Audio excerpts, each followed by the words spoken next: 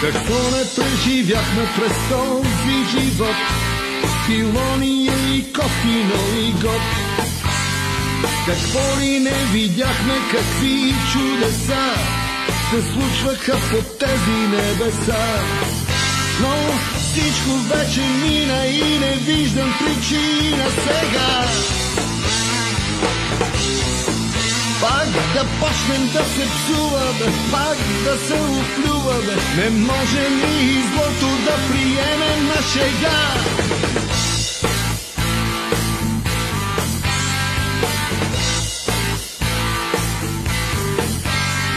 Дано поне за младите да има свобода, а нас кучета ни яли, пък и хванахме ръжда.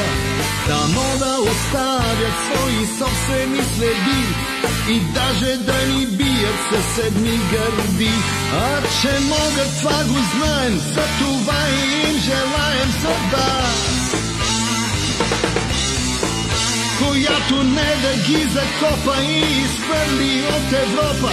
Нас, например, тя не ни разколеба, но стои ли шило в торба, стои ли шило в торба.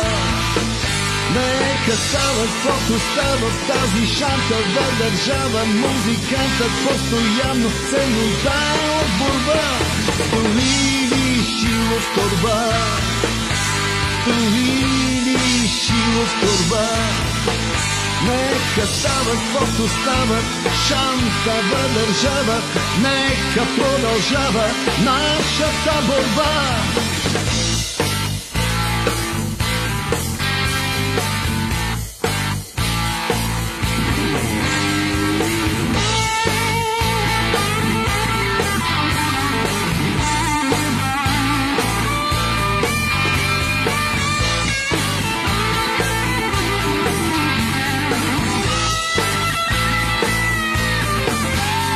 Ще видите след време как светът ще ни приеме, но не заради някакъв си там фолклор, който в чалга бе превърнат в жълти вестници, загърнат и поднесен смърдящ на обор.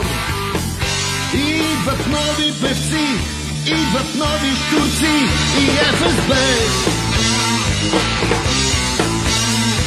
Идват без комплекси, красиви, млади, секси, а не като мен с билия нощен верно. Стои ли шило в торба, стои ли шило в торба.